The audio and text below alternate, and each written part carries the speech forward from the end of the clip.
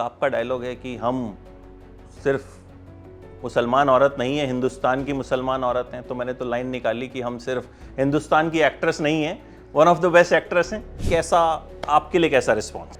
बहुत अच्छा रहा है, बहुत कमाल का रहा है। पहले 24 घंटे में मुझे लगता है जनता डिसाइड कर देती है कि आपको अच्छा लगा कि नहीं अच्छा लगा। बहुत सारे मैसेज आए जब से ट्रेलर ड्रॉप हुआ है, तो वो एक लिटमस टेस्ट है। मेरे फादर बहुत स्टॉइक हैं। जब वो थिएटर से बाहर निकले, he was crying, my wife was crying.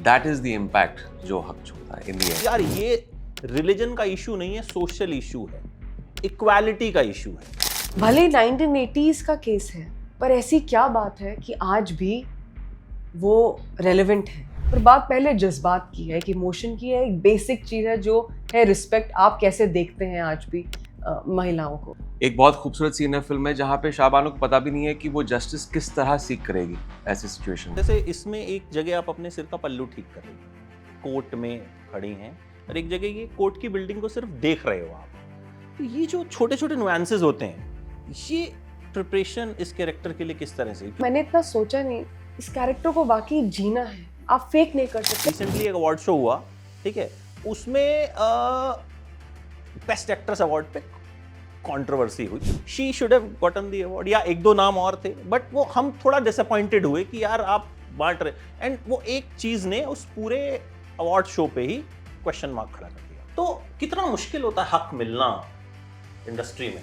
यहाँ प्रॉब्लम ही हो जाती है इंडस्ट्री में जब सक्सेस के बारे में आप सोचने लगते हैं। सोचना नहीं है, करना है, अच्छे से करना है।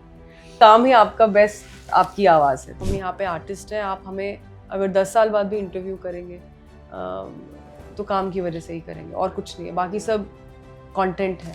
आपको जब once upon a time in Mumbai में हमने देखा था ना कि जिंदगी हो तो स्मगलर जैसी, पूरी दुनिया और आपकी तरह नीचे और खुद धुएं की तरह ऊपर, आपको लगता है ये आपका 2.0 कुछ वर्जन है? आई थिंक यही एक एक्टर का एवोल्यूशन होता है। मुझे लगा कि यार मुझे अपने क्राफ्ट को कहीं एक ग्रोथ नज़र नहीं आ रही थी मुझे। आई थिंक हम कहीं वो एक कनेक्ट भी खो चुके हैं ऑडियंस के साथ, जो मास ऑडियंस का कनेक्ट है, और वो अब साउथ ऑडियंस से पकड़ के रखा है। तरह की फिल्म करना चाहूँगा और I want to kind of cater to everyone. आपको लगता है ये जो इस दौरान पूरा वायरलिटी वाला प्रोसेस हुआ, उससे इस फिल्म को फायदा हुआ? I don't know, I don't really know. I think जो फिल्में होती हैं वो अपने खुद के बलबूते पे उनके कॉन्सेप्ट पे स्टैंड करती हैं। इस वक्त जब ये चीज़ वायरल हो गई थी, मुझे पता नहीं था। नेटफ्लिक्स से कॉल आया था, तुम्हें पता है कि the way it has blown up. मेरा एक्चुअली इंस्टाग्राम का डिटॉक्स चल रहा है अभी। Hats off to the team, Aryan, Red Chilli, सब लोग। अक्खा बॉलीवुड एक तरफ, इमरान हाशमी एक तरफ। मैंने टीजर देखा, ट्रेलर देखा, और मुझे लगा कि इस इंटरव्यू की ओपनिंग प्रिपेयर करने की मुझे जरूरत नहीं है, क्योंकि एक आपका डायलॉग है कि हम सिर्फ मुसलमान औरत नहीं है, हिंदुस्तान की मुसलमान औरत हैं। तो मैंने तो लाइन निकाली कि हम सिर्फ हिंदुस्तान की एक्ट्रेस नहीं है, one of the best actress हैं। एंड आपके लिए तो मतलब मुझे लगता है 1000 बार सुन चुके होंगे आप। अक्खा बॉलीवुड एक तरफ, इमरान हाशमी एक तरफ। सो फर्स्ट ऑफ ऑल, जब इतना कमाल का रिस्पॉन्स हम देख लेते हैं ना टीजर के बाद, ट्रेलर के बाद, तो एक तो as a journalist you are also excited कि यार बात करते हैं। कई बार ऐसे ट्रेलर्स हम देखते हैं जिसके बाद हमको लगता है नहीं, क्या ही बात करेंगे। बट अभी बहुत कुछ है बात करने के लिए। सो यानी फर्स्ट ऑफ ऑल रिस्पॉन्स के बाद, क्योंकि आप तो सोशल मीडिया पे बहुत एक्टिव रहते हो, कैसा आपके लिए कैसा रिस्पॉन्स?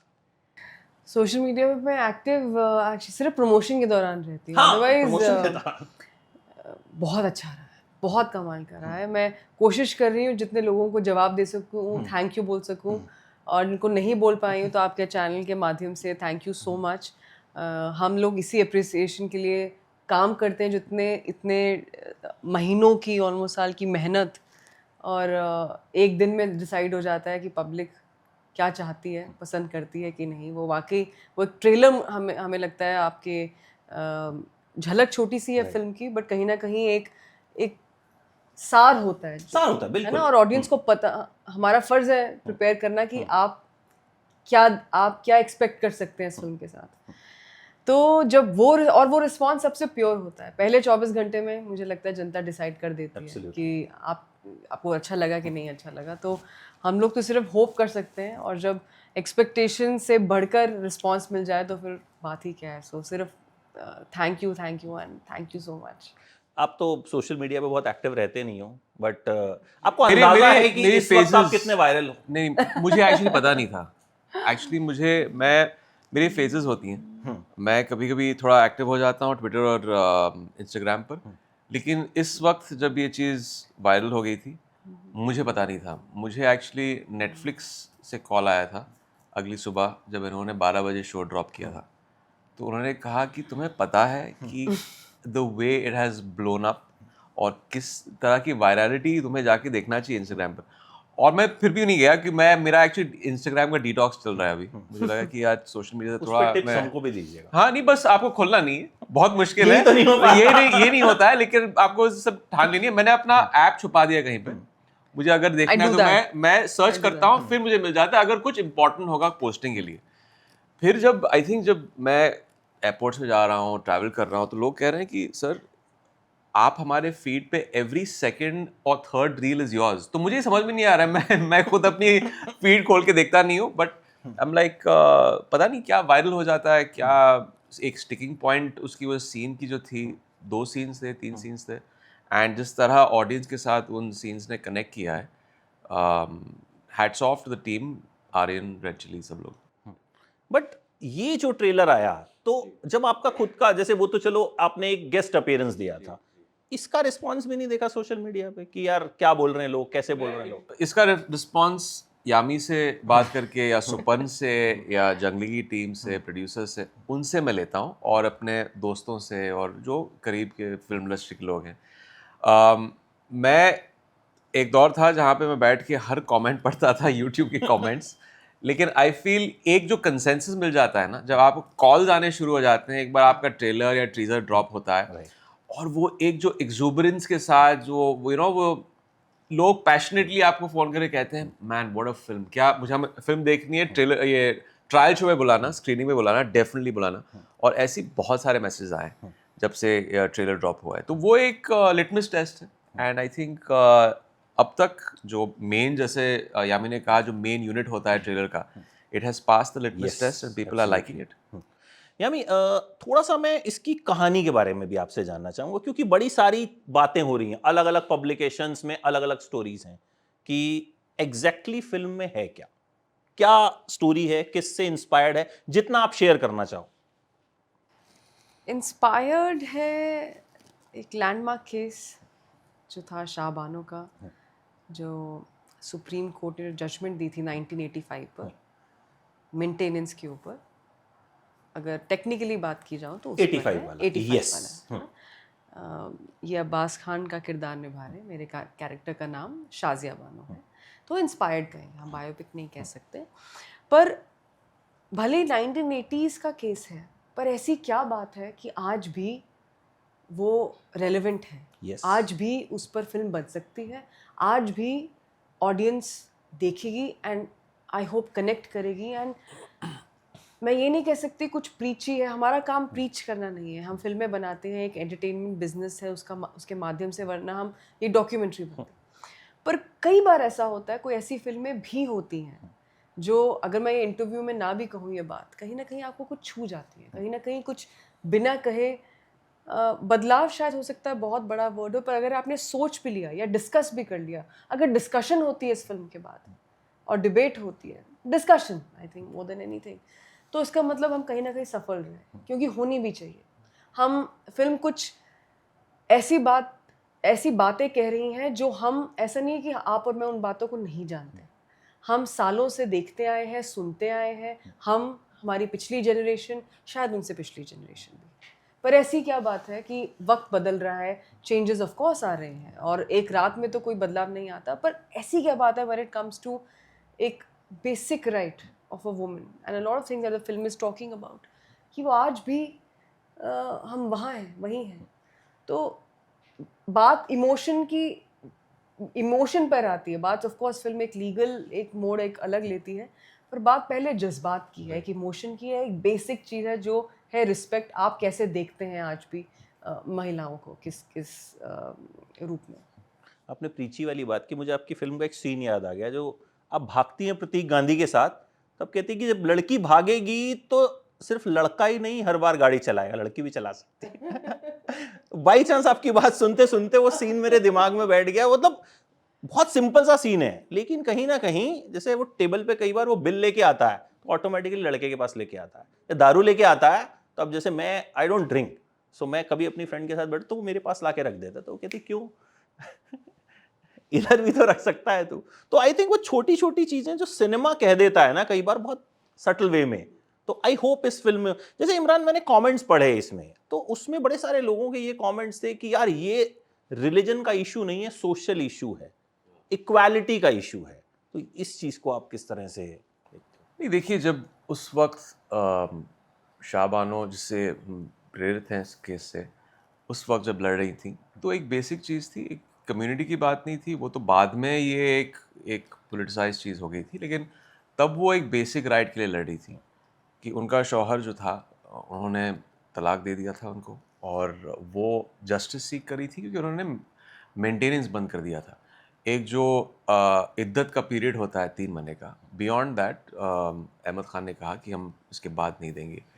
तो ये एक बेसिक राइट जो होती है औरतों की, ये गोज़ अक्रॉस द बोर्ड, जो एक बेसिक राइट टू डिग्निटी है, बेसिक राइट टू इक्वालिटी है। ये सदियों से एक तरह से कॉम्प्रोमाइज़ होती आ रही है, और जनरेशनल है। ये कम्युनिटी भी एक, मैं स्पेसिफिक नहीं कहूँगा कि this is only specific to Muslim communities. तो आई थिंक ये एक प्रेवलेंट प्रॉब्लम है, और हमें इस पे एक तरह से लाइट शेड करना चाहिए इस फिल्म के ज़रिए। ऐसी चीज़ें, अनकम्फर्टेबल चीज़ें जो हमारे डायरेक्टर और रेशू ने बहुत खूबसूरती से हमारे स्क्रिप्ट में परोसा है। I think it's come across very well. And बहुत सारे जनरेशन में हमने देखा है कि एक प्यार होता है, शादी टूट जाती है, इस बंधन में कहीं रिलीजन का एक मोड़ आता है, इस भी कॉम्प्लिकेशन होती है, फिर आप जस्टिस सीख करते हैं। एक बहुत खूबसूरत सीन है फिल्म में जहाँ पे शाहबानो को पता भी नहीं है कि वो जस्टिस किस तरह सीख करेगी ऐसे सिचुएशन में। और आई think that is the long and short of, I would say, the crux of the story. And बहुत सारी चीज़ें कह जाती हैं फिल्म, जैसे औरतों की आवाज़। या अभी मैंने, मेरी आदत है कि मैं बहुत छोटी छोटी चीज़ें बहुत नोटिस करता हूँ। जैसे इसमें एक जगह आप अपने सिर का पल्लू ठीक कर रही हैं, कोर्ट में खड़ी हैं, और एक जगह ये कोर्ट की बिल्डिंग को सिर्फ देख रहे हो आप। तो ये जो छोटे छोटे नुआंसेस होते हैं, ये प्रिपरेशन इस कैरेक्टर के लिए किस तरह से, क्योंकि जो डायलॉग आप बोल रहे हो वो तो इट्स लाइक सब सुन रहे हैं कि हाँ हम हिंदुस्तान की मुसलमान औरत हैं, बट ये जो बड़ी छोटी छोटी चीज़ें हैं ना, जो आई थिंक कहीं ना कहीं जो लोग बहुत सिनेमा के बड़े कीड़े होते हैं वो बड़ा नोटिस करते हैं, तो मेरे जैसे लोग। तो ये प्रिपरेशन कैसे की इस कैरेक्टर के लिए? I am actually quite surprised क्योंकि काफी लोगों ने ये पिन पॉइंट किया है। अच्छा, मतलब मुझे लगा कि शायद मैंने नहीं, which I'm very thankful to you, but काफी लोगों ने कहा, मैंने इतना सोचा नहीं उसके बारे में। आई थिंक वो एक बैलेंस है होमवर्क का, प्रिपरेशन का, और एक ऐसी जगह छोड़ना ज़रूरी है कि ये मैं इम्प्रोवाइज़ कर सकती हूँ, देखते हैं क्या होता है। कई बार वाकई में सीन्स देखती हूँ और लगता है कि मुझे नहीं पता ये कैसे हुआ। मैं उस वक्त के लिए, जब तक डायरेक्टर एक्शन बोलते हैं, एक्शन से भी एक्चुअली पहले मैं अपने आप को दोबारा 15 सेकंड ज़रूर देती हूँ। मैं कोशिश करती हूँ किसी से ना बात करूँ, सिर्फ डायलॉग्स के लिए नहीं कि मैं डायलॉग्स याद कर रही हूँ, मैं सिर्फ एसेंस याद कर रही हूँ कि मैं किसको रिप्रेजेंट कर रही हूँ, मैं कौन हूँ।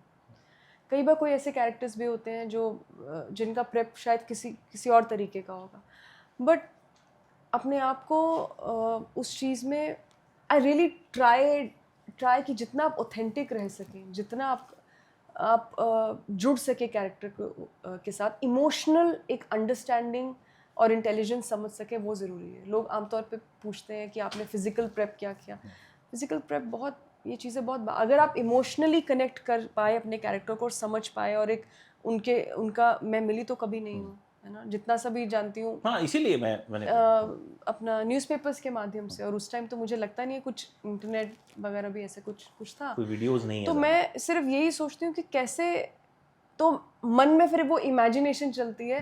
फैक्ट्स मुझे पता है, बट इमोशनली उनकी स्ट्रेंथ क्या होगी, वो किस तरह की होगी। वो ट्रेडिशनल भी है, पढ़ी लिखी भी ज़्यादा नहीं है, but at the same time उनको वो हिम्मत रखती हैं। आता नहीं है, जैसे उन्होंने कहा कि केस भी कैसे फाइल करते हैं, बट करना है, मुझे लगता है जो मुझे सही है, जो मुझे अपने अपने बच्चों के लिए मुझे करना है, तो शायद वही चीज़ कहीं ना कहीं हिम्मत दे देती है। एट द सेम टाइम वो ट्रेडिशनल, वो बहुत ही एक पेक्यूलियर एक आदत है कि बिना सोचे समझे भी अगर पल्लू सर से गिर जाए तो बिना सोचे समझे आपको कुछ अपनी जो आप बात कह रहे हैं रोकने की जरूरत नहीं, बात करते करते ही ऊपर आएगा। एग्जैक्टली है ना, हैंकी ने पर्स से निकालने की ज़रूरत नहीं है, वो ऑलरेडी हाथ में होगा। और पर्स हमेशा मैंने देखती थी कि एक तरीका होता था कैरी करने का, हम तो कैसे भी ऐसे पकड़ लेते हैं, ऐसे उस टाइम बिल्कुल ऐसे कस के। तो कुछ चीज़ें हैं जो आप वर्क करते हैं, ऑफ कोर्स विच जो सुपर हम सब ने डिस्कस की कि इस कैरेक्टर को वाकई जीना है, आप फेक नहीं कर सकते। कैमरा मर्सीलेस होता है, कैमरा एक एक आपकी आंख की पलक की हरकत समझ सकता है। बिल्कुल। और ऑडियंस, ये बहुत खुशी की बात है कि इन चीज़ों को ऑब्जर्व कर रही है। आप भी ऑडियंस ही हैं, ऑफ कोर्स। आप मुझे वो डायलॉग याद नहीं है जहां आपने वो किया था, बट मुझे वो क्योंकि नॉर्मली क्या होता है, आप डायलॉग बोल रहे हो, आप खड़े हो और आप बोल रहे हो, बट आप जब वो ऐसा कुछ करते हो तो वो एकदम रियलिटी उसमें आ जाती है। क्योंकि नॉर्मली हम जब बात करते हैं, अभी मान लो अभी मुझे कुछ ठीक करना, मैं ऐसे ठीक कर लूंगा, मैं उतना परफेक्ट नहीं रहूंगा, तो वो कहीं ना कहीं मुझे लगता है वो रियलिटी के बहुत करीब लगता है। Thank you so much. Imran, same मैं आपसे पूछूंगा, आपको लगता है ये आपका 2.0 कुछ वर्जन है? ओजी मैंने देखी, मैंने आपको बताया, मतलब मुझे ऐसा लगा कि आपको जब once upon a time in Mumbai में हमने देखा था ना कि जिंदगी हो तो स्मगलर जैसी, पूरी दुनिया राख की तरह नीचे और खुद धुएं की तरह ऊपर, तो ओजी में मुझे मतलब लगा कि यार भाई इमरान हाशमी को मतलब साउथ वालों ने यूज किया है। आई रोट कि भाई बॉलीवुड ने इमरान को यूज ही नहीं किया ऐसा जैसा उन्होंने यूज किया है। आप बड़ी स्क्रीन, मतलब सीटी ताली, मैंने बॉम्बे में देखी वो फिल्म, क्योंकि I watch every kind of cinema, मतलब मलयालम से लेकर और हर तरह का सिनेमा। तो बॉम्बे में मेरे को याद नहीं है, मलाड वलाड में जाके मुझे शो मिला था उसका, हिंदी शो। आई वॉच सीटी ताली क्या बज रही है, मतलब मजेदार ऑडियंस के साथ मैंने वो फिल्म देखी। फिर अब बैड ऑफ बॉलीवुड आया, वो तो खैर एक अलग ही किस्सा हो गया। फिर यू आर अ लॉयर, तो पहले हम जिस इमरान को जानते थे और अब जो इमरान है एकदम चेंज है। आई थिंक यही एक एक्टर का एवोल्यूशन होता है। You as good as the scripts that come to you, और जो कैरेक्टर्स आते हैं जो आपको ऑफर किए जाते हैं। और ऐसा नहीं है कि एक दौर था जहाँ पे मैं भी इस चीज़ में कहीं ना कहीं फंस गया था, एक इमेजिंग में। प्रोड्यूसर्स से कमा रहे थे, मैं भी कमा रहा था, फिल्में ब्लॉकबस्टर्स थी और हिट चल रही थी। लेकिन फिर एक चाह थी, कहीं शायद 7-8 साल जब मैंने ये रोल्स किए, मुझे लगा कि यार मुझे अपने क्राफ्ट को कहीं एक ग्रोथ नज़र नहीं आ रही थी। मुझे कुछ और करना था, अलग अलग कैरेक्टर्स निभाना था। और किसी ने एक्चुअली इस पर मुझे एक इस तरह का ऑफ़र नहीं दिया था। I think the first offer जो आया था, एक तो जन्नत थी, वो एक टर्नओवर था उस वक्त। फिर एकता ने मुझे once upon a time Mumbai का ऑफ़र दिया, एंड वो मेरे इमेज से कम्प्लीटली हट के एक कैरेक्टर था शोएब का। And I asked this also कि मैं दीज फिल्म्स आर वर्किंग और मैं ऐसी फिल्में कर रहा हूँ, तो दे आर थ्रिलर्स और वो एक मोल्ड है फिल्म का। she said that I see there's an untapped side of you जो मुझे इस फिल्म में नज़र आ रहा है, और आपकी रेंज है जो अब तक बॉलीवुड ने टैप नहीं किया है। I think coming down to जो आपने कहा कि ओजी की बात, जो मास ऑडियंस, आई थिंक हम कहीं वो एक कनेक्ट भी खो चुके हैं ऑडियंस के साथ, जो मास ऑडियंस का कनेक्ट है, और वो अब साउथ ऑडियंस ने पकड़ के रखा है बहुत सालों से। They have not let it go. I think 90s के दौर में कहीं वो एक रोमांस का एक दौर चला था बॉलीवुड में, वो कहीं एक था, लेकिन उसके बाद भी हेल्ड ऑन टू इट। फिर उसके बाद 2015 के बाद फिर से वो कहीं खो बैठे हैं हम। सो वो एक चीज़ है, मैं हमेशा यही कहता हूँ कि मैं मासेस को भी अपीज़ करना चाहता हूँ, जेंट्री को भी अपीज़ करना चाहता हूँ। ये एक ऐसी फिल्म है जो एक कॉन्सेप्ट फिल्म है, ये एक सोशल अवेयरनेस फैलाती है ये film. It is a very touching film, human story. Audience की एक ये भी चाह है, और एक ओजी की भी है, एक आवारापन 2 की भी है।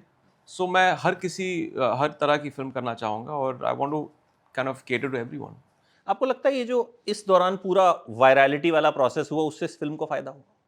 आई don't know, I don't really know. I think जो फिल्में होती हैं वो अपने खुद के बलबूते पे उनके कॉन्सेप्ट पे स्टैंड करती हैं, और अगर you can go and promote a film to the hilt, आप जाके जितना भी आप अपनी फिल्म की तारीफ कर लो, कैरेक्टर की, और आपका जो प्रोसेस था, लेकिन अल्टीमेटली वो जो 2 मिनट के ट्रेलर में अगर आपको वो बात दिखेगी, और ऑफ कोर्स अगर आपकी फिल्म म्यूजिकली ड्रिवन है तो वो उसका भी एक होता है, एक ड्रॉ होता है ऑडियंस को लेकर, लेकिन इवेंचुअली जो स्क्रिप्ट है वो सैक्रोसैंक्ट होती है। अगर आपकी स्क्रिप्ट अच्छी है, अगर आपकी फिल्म अच्छी है, तो वो आपके ट्रेलर में दिखाई देगा। So it's all in sync. अगर आपकी एक नीयत है साफ, तो एक ऑनेस्ट नीयत से आपने फिल्म बनाई है, तो वो ऑडियंस तक पहुंचेगी। And I think that is the strength of हक। ये आपको दिखता है सरफेस वैल्यू पे, yes it's a courtroom drama, thrilling है, वो सब है, लेकिन it's got its heart in its right place. I think वो जो एक ह्यूमन स्टोरी है, ह्यूमन ड्रामा है, वो लोगों को बहुत एक तरह से इट हिट देम हार्ट। क्योंकि मेरी फैमिली ने फिल्म देखी एंड मेरे फादर बहुत स्टॉइक हैं। जब वो थिएटर से बाहर निकले, he was crying, my wife was crying. That is the impact जो हक छोड़ता है इन द एंड, जो मैसेज है या just the journey of these two people, और फिर वो किस तरह एक फाइनलिटी में अगर रुकती है बात, दैट वो एक बहुत बड़ी बात है। मुझे लगता है अगर कोई फिल्म रुला देती है या हंसा देती है तो आई थिंक दो ही इमोशंस होते हैं, मतलब आप रो दो अगर किसी फिल्म को देख के तो फिर मतलब सक्सेस है उसमें। तो जैसे यामी आपसे एक सवाल ही कि आपको तो हम मतलब टीवी के टाइम से देख रहे हैं, बहुत सारे मतलब ये लोग आपको बोलते भी होंगे कि यार हम उस वक्त से आपके फैन हैं। Then Uri, if you remember, हम उरी के टाइम पे वाघा बॉर्डर गए थे, विकी, यू एंड हम लोगों ने वहाँ पे उस वक्त वाली यामी और अभी वाली यामी में ना बहुत डिफरेंस है। मतलब आपने as an actress you really grown very well. आपने मीटी रोल्स भी किए, पॉलिटिकल थ्रिलर्स भी। 370 में हमने देखा, जैसे आपने कहा डॉक्यूमेंट्री बना देते हैं, बट 370 देख के कोई कह नहीं सकता कि वो डॉक्यूमेंट्री, वो thoroughly entertaining film. And when you are there in a film तो कहीं ना कहीं एक होता है कि भाई ये अच्छी एक्ट्रेस फिल्म में है एंड एक सक्सेस इसको मिल सकती है। तो जब इस तरह का एक लेवल आप रीच करते हो, how do you feel and what is the secret to this? I try and feel nothing. I'm very happy. I'm very grateful कि अगर आप ये जो कह रहे हैं अगर ऐसा है, and I mean it, क्योंकि यहाँ प्रॉब्लम ही हो जाती है इंडस्ट्री में जब सक्सेस के बारे में आप सोचने लगते हैं। सोचना नहीं है, काम करना है, अच्छे से करना है, पूरी शिद्दत से करना है और आगे बढ़ जाना है।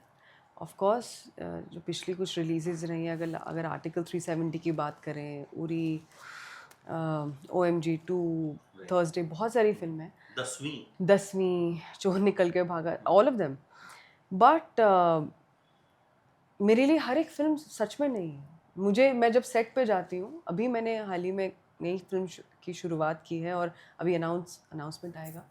मैंने पहले ही आराम से बोला अपने को एक्ट्रेस को, मैं बहुत नर्वस हूँ। कहते आप नर्वस हो? मैंने कहा ऑफ कोर्स मैं बहुत नर्वस हूँ, तो देखते हैं क्या होता है। तो आई थिंक वो कहीं ना कहीं मैंने अपने आप से कुछ चीज़ों को लेके वादा किया है कि जो काम करना है वो बहुत अच्छे से करना है। मैं बैठती हूँ अपने टीम के साथ, मेरे को एक्टर्स, राइटर्स, डायरेक्टर्स, और हम लोग महीनों तक काम करते हैं। ऐसा नहीं कि सिर्फ स्क्रिप्ट आई और उस पर बस lines and you go ahead. काम होता है, मेहनत होती है, मेहनत में मैं विश्वास रखती हूँ। और अगर कोई सीक्रेट तो ऐसा तो कुछ नहीं है, बस मैं स्क्रिप्ट को एक जनता की तरह पढ़ती हूँ। मेरे लिए जनता सबसे ज़रूरी है। Of course to water, no sorry, anything which एक क्रिएटिव सेटिस्फैक्शन भी होनी चाहिए, है ना, कि आपने बतौर एक्टर कुछ नया किया है, कुछ फ्रेश किया है, आप अपने आप को कुछ। अब देखिए चक्कर ये है कि इतने इंटरव्यू सबके सुनते हैं, हर कोई सेम बात कहता है, हम बहुत चैलेंजिंग रोल्स करते हैं, सब मेहनत करते हैं, तो अब समझ नहीं आ रहा मैं क्या नई बात कहूँ।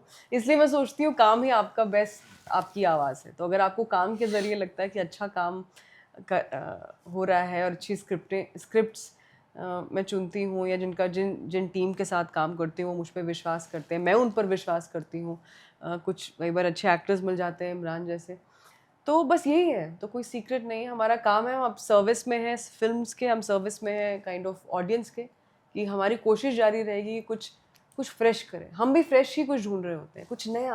आई थिंक हक दैट वेज। ऐसा नहीं है कि क्या होता है, कई बार कोई फिल्म सक्सेस पाती है तो लगता है 10 और फिल्में वैसी बन जाती है ना। जैसे मुझे याद है जब विकी डोनर 2012 में आई, बहुत सारी फिल्में आई, सोशल मैसेज थोड़ा ह्यूमर, सोशल मैसेज थोड़ा ह्यूमर, और कुछ वो फिल्में चली भी, पर उनका एक दौर ही था क्योंकि आप ऐसा फॉर्मूला पे नहीं बना सकते. It worked at that time because it was something new. Kantara आज के टाइम में एक आइकॉनिक नाम है क्योंकि कुछ नया है ना, जुड़ा हमसे ही है, कुछ नया है. हमने कभी सोचा नहीं था कि पर्दे पे इस तरह से भी कुछ देखेंगे, है ना, which has and budget has nothing to do with, at least अगर आप पहली फिल्म की बात करें तो 10-12 करोड़ में एग्जैक्टली. तो हमें मेहनत करनी है, मेहनत में जोर लगता है, मेहनत में अगर इंसान करे तो वाकई कोई भी, मैं मानती हूँ कोई भी अच्छा एक्टर बन सकता है, इसमें कोई सीक्रेट नहीं है. मैं मतलब आई डिफर कि अच्छे एक्टर्स बहुत कम हैं, हमारे यहाँ स्टार्स ज़्यादा हैं. No, there's a reason for that. If you're feeling that way, if I may just and let me know what you feel, Imran. देखिए, जो PR का रास्ता है, जैसे आजकल जो पपराजी है, यहाँ बुला लीजिए, वहाँ कर लीजिए, कुछ इवेंट्स है, चीज़ें, दो रास्ते हैं. या तो ये रास्ता है, मेहनत कीजिए, काम ढूंढिए उस तरीके का and make a good film. और दूसरा रास्ता फिर एक ये है कि रेलिवेंट कैसे आप रहें, आपको 4 फिल्में या 4 ब्रांड्स और कैसे मिले कि आप एक अब ज़्यादा दिखें. तो वो रास्ता आपको चुनना है. वो थोड़ा आसान थोड़ा लगता है, पर मुझे लगता है उसमें लॉन्जेविटी नहीं है. इवेंचुअली हम यहाँ पे आर्टिस्ट हैं. आप हमें अगर 10 साल बाद भी इंटरव्यू करेंगे तो काम की वजह से ही करेंगे, और कुछ नहीं है. बाकी सब कंटेंट है, कंटेंट, और आपको रोज़ नया चाहिए. जो एक ट्रू आर्टिस्ट है वो टाइमलेस रहेगा. I think that's the difference. Right, I agree. मतलब क्योंकि मैंने कांतारा से पहले कभी भी ऋषभ शेट्टी का कोई पैप वीडियो नहीं देखा था, मैंने उनको कोई पैप होते हुए नहीं देखा. जब फिल्म सक्सेस हो गई तब मुझे वो 2-3 जगह जरूर दिखे, लेकिन वो कहीं ना कहीं अपनी फिल्म की स्क्रीनिंग पे थे.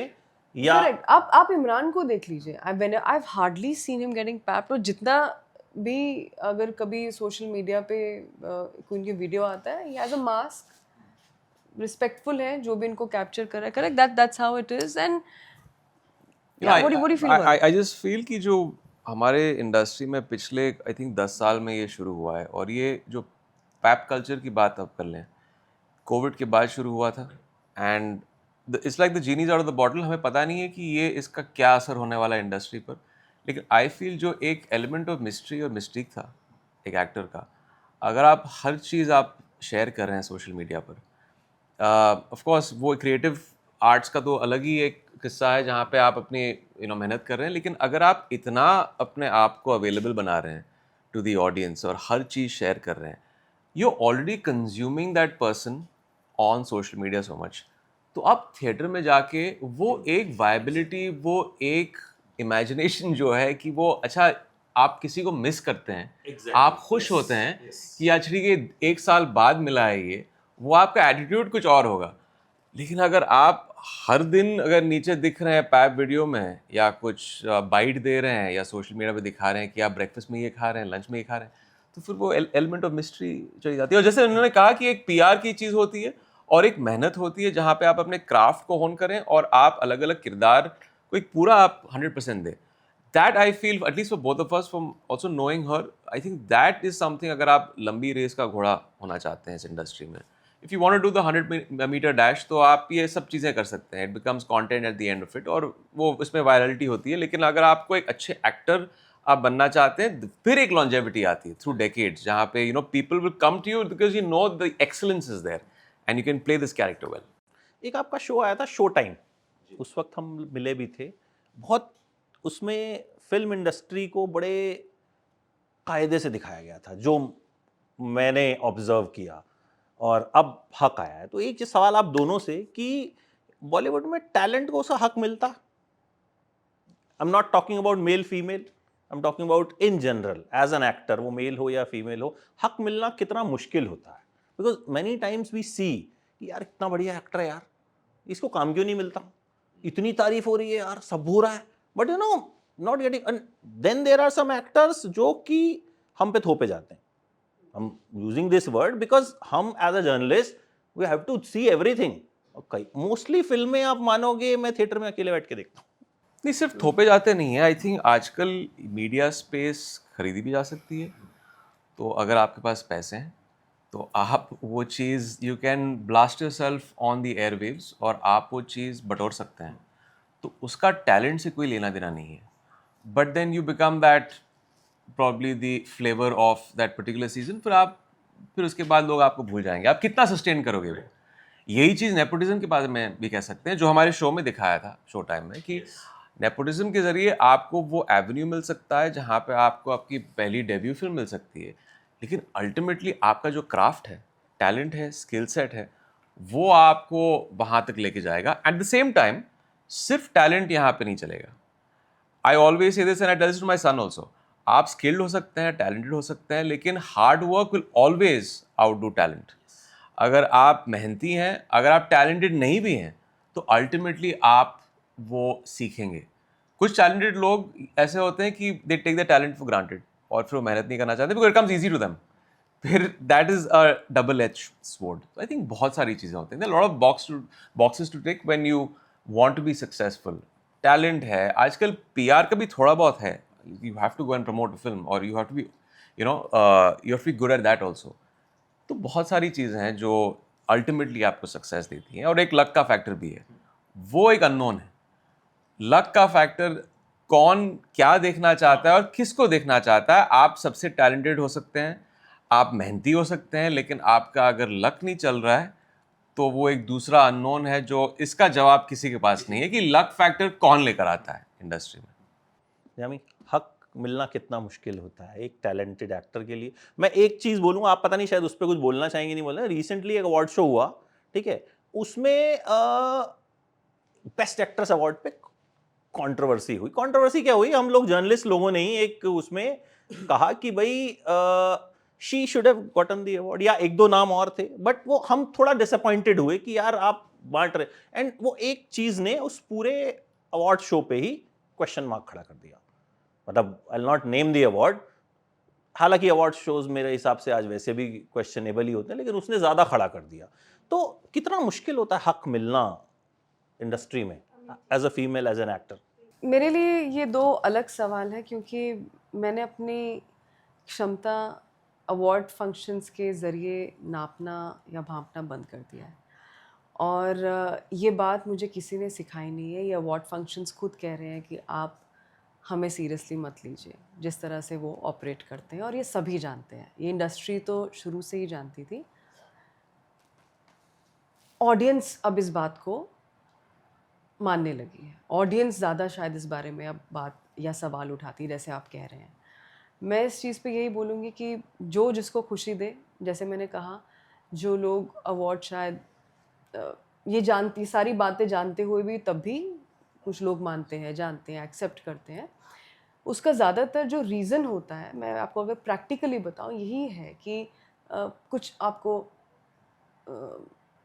Brands, endorsements, engagement, to be in the limelight, ये कुछ ब्रांड्स को फ़र्क पड़ता होगा, तो इट हैपन्स। मेरे साथ जो लोग जुड़े हैं, अगर मैं उस स्पेस में बात करूँ, बहुत बहुत सालों से फिर जुड़ते हैं, that collaboration is always worked.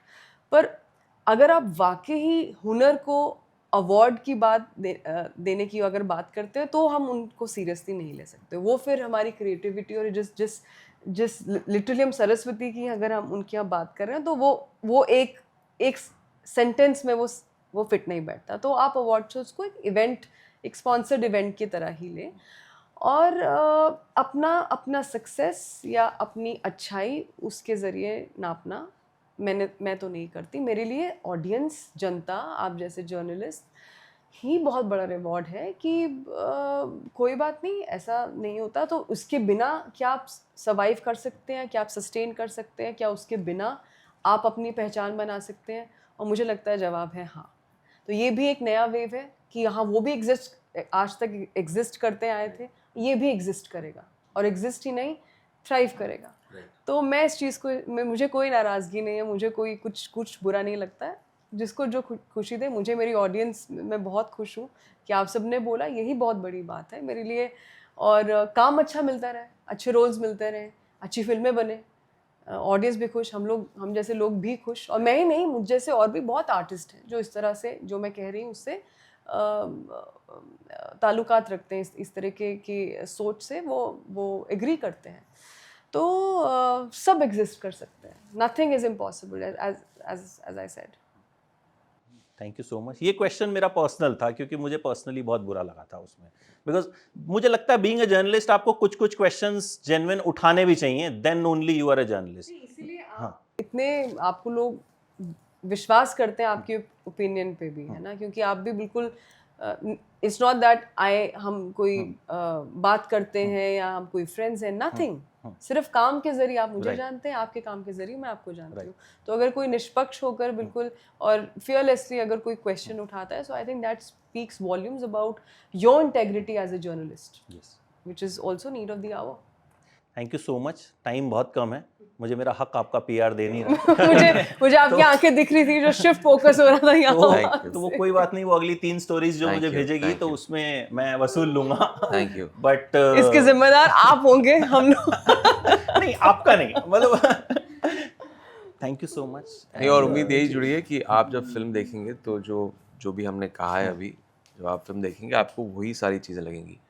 Emotional human story, और जो एक मैसेजिंग है इसका बहुत ही स्ट्रांग है। तो waiting for your, I am looking forward to the film, because आप दोनों लोग स्टार्स बाद में हो, एक्टर्स पहले हो, विच बिल्कुल आई बिलीव कम correct. लोग हैं यहाँ पे, ठीक है। और आई होप ये फिल्म अच्छी फिल्म हो, बिकॉज हम लोग भी थोड़ा क्रेव करते हैं अच्छी फिल्मों के लिए, अच्छे सिनेमा के लिए, बिल्कुल। कि यार जो याद रह जाए, जो फिल्में आपके साथ रह जाएं, कि हाँ मतलब कुछ देख के आए यार। जो ओरिजिनल इंटेंट है फिल्म का, कि आप सब कुछ भूल जाएं कुछ 2 घंटे के लिए, यस, उस बंद कमरे और अंधेरे कमरे में जो आप आते हैं, अजनबी, आपकी लेफ्ट में भी कोई शायद कोई और है, राइट में कोई और है, बट आप सब जुड़ गए हैं। क्यों? क्योंकि सामने जो है उसने आपको भुला दिया है उन 2 घंटों के लिए, and it's worth your time and money. तो यही सोचकर हम भी फिल्में बनाते हैं और आगे भी कोशिश यही जारी रहेगी। 7 नवंबर सी यू इन सिनेमास, एंड आपको तो मैं टैग कर ही दूंगा। और मैं इन्हें बता दूं, आपने बता दिया कि ये नोटिफिकेशंस नहीं, होपफुली मेरा डिटॉक्स बंद हो जाएगा तब तक सोशल उस मीडिया दिन के लिए तो कर ही लीजिए, Definitely, एटलीस्ट आप तक पहुंच तो जाए कि हम सोच क्या रहे हैं। जरूर। Thank you so much, it was lovely talking to you. Thank you. As always always, I love, आप दोनों का काम बहुत शानदार होता है, बहुत अच्छा होता है। Thank you. कभी कभी पसंद भी नहीं आता है, लेकिन ज्यादातर पसंद आता है। Thank you. तो अच्छा बुरा काम हम सब करते हैं, Of but course. Majority of काम आप लोग अच्छा करते हैं। तो थैंक यू सो मच, आपको आपका हक मिले 7 तारीख को, यही दुआ है। Thank you so much. Thank you so much. Thank you. Thank you.